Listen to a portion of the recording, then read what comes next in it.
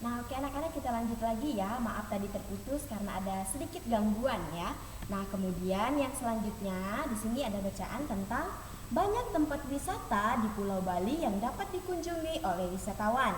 Nah, ada dua tempat yang diiklankan melalui pesona Indonesia Visit Bali, yaitu Ubud dan Pantai Kuta.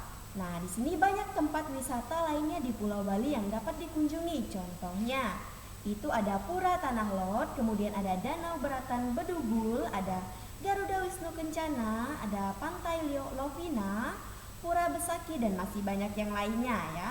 Jadi semua itu merupakan kekayaan Indonesia yang patut untuk kita syukuri dan dibanggakan oleh segenap bangsa Indonesia, yaitu kita sendiri.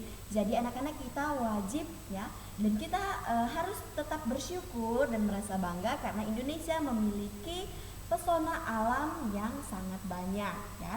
Terutama Indonesia memiliki beberapa tempat wisata yang dikunjungi oleh orang-orang luar negeri ya, karena Indonesia itu memiliki pesona indah alam yang sangat menarik ya. Oke, yang selanjutnya masih di halaman yang sama. Nah, itu tadi bentuk kesimpulan dari iklan elektronik yang disajikan oleh Udin secara tertulis. Nah, selanjutnya Udin mempresentasikan hasil kesimpulannya secara lisan di depan kelas atau di depan teman-teman dan ibu guru. Nah, di depan kelas Udin menyajikan atau Udin dengan tenang menyebutkan tempat-tempat wisata di Bali ya. Oke, sekarang coba kamu pilih salah satu iklan di televisi. Gambarlah benda-benda yang ada dalam iklan televisi tersebut. Selanjutnya anak-anak bisa membuat kesimpulan tertulis dari iklan yang sudah kalian pilih tadi ya. Kemudian kalian presentasikan hasil kesimpulan tersebut secara lisan di depan, misalnya di depan teman-teman atau di depan orang tua kalian juga bisa ya. Nah, itu misalnya anak-anak diberikan tugas nanti untuk mencari gambar-gambar yang ada iklan di televisi tadi ya, tetapi tidak untuk hari ini ya. Ibu tidak memberikan tugas, Ibu hanya menyampaikan materi. Itu hanya contohnya saja ya. Oke, sekarang kita lanjut masih di halaman yang sama. Nah, anak-anak bisa perhatikan di sini ada contoh iklan. Nah, contoh iklan di sini adalah tentang seorang anak yang sedang menyikat gigi, seperti yang ada pada gambar ini ya. Nah, di sini terlihat jelas bahwa ada seorang anak yang menyikat gigi menggunakan sikat dan pasta gigi.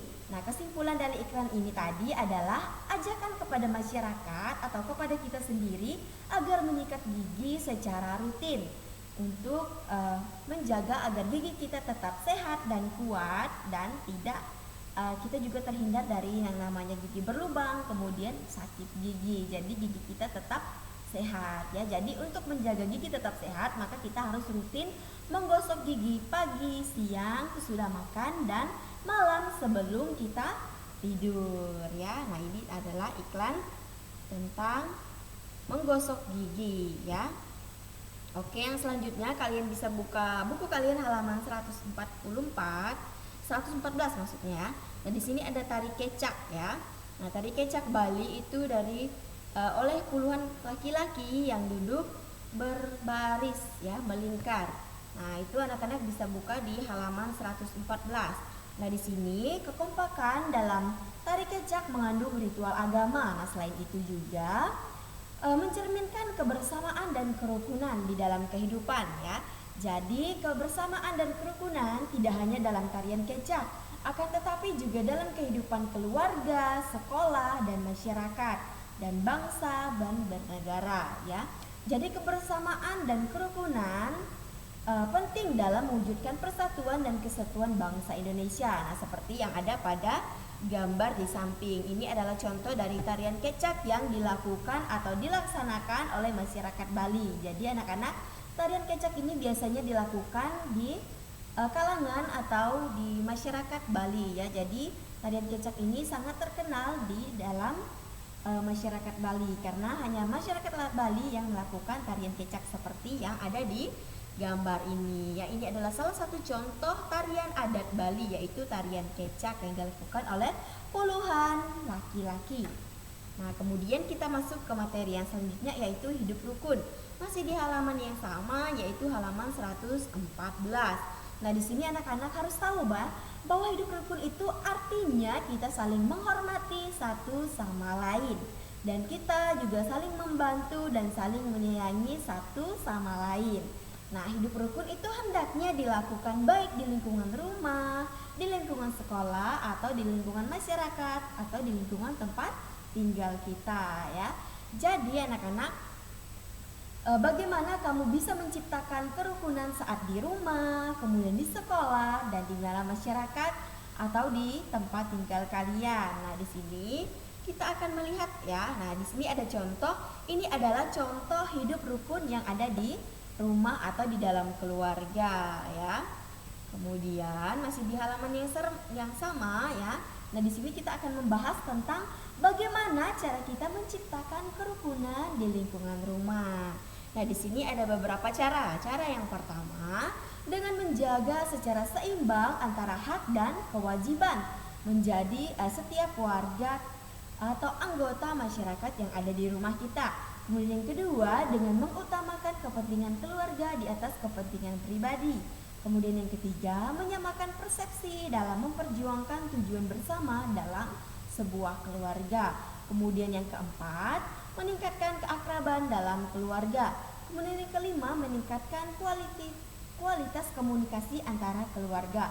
Misalnya antara kamu atau anak-anak dengan orang tua, kemudian dengan kakak, dengan abang, dengan nenek, kakek, bibi, paman, dan semuanya ya. Jadi yang selanjutnya melaksanakan tugas masing-masing anggota keluarga dengan penuh tanggung jawab. Nah, selanjutnya saling menghormati dan menyayangi antar anggota keluarga. Nah, maksudnya melaksanakan tugas dan tanggung jawab masing-masing. Tentunya di rumah anak-anak pasti punya tugas dan tanggung jawab. Misalnya pagi-pagi, nah, tugas anak-anak bangun pagi, kemudian mandi, sarapan, dan bersiap untuk pergi ke sekolah. Kemudian ibu juga melaksanakan tugasnya sebagai ibu rumah tangga, menyiapkan makanan, sarapan pagi untuk kalian semua, dan membereskan kerjaan di rumah ya, bagian ibu rumah tangga. Kemudian ayah pergi ke kantor, dan kakak atau abang kalian juga pergi ke sekolah untuk belajar ya. Kemudian kita juga wajib menghormati orang yang lebih tua, misalnya seperti orang tua kita sendiri, kemudian kakak, abang, nenek, kakek, paman, dan lain sebagainya. Jadi kita harus saling menghormati dan menyayangi antar anggota di dalam keluarga. Nah, di sini ada contohnya. Nah, ini adalah contoh ya, dimana di sini kita bisa membantu ibu memasak di dapur. Nah, ini ada seorang anak, kemudian ada ayah dan ibu, mereka bekerja sama untuk memasak makanan di dapur ya. Nah, kemudian yang kedua di sini ada kerjasama antara dua bersaudara, mereka saling membersihkan halaman di depan rumahnya. Oke, kemudian yang selanjutnya masih di halaman yang bersama yaitu menciptakan kerukunan di lingkungan sekolah. Oke, anak-anak, ini di atasnya tidak terlalu terlihat karena terpotong ya. Jadi di sini ada beberapa cara untuk menciptakan lingkungan di sekolah ya. Nah, cara yang pertama, tidak membeda-bedakan teman sekolah antara agama, suku, ras, atau status sosialnya. Kemudian yang kedua, saling menghormati dan menghargai antar teman sekolah. Kemudian yang selanjutnya, siswa yang lebih tua itu melindungi siswa yang lebih muda ya. Kemudian siswa yang lebih muda juga menghormati siswa yang lebih tua tadi.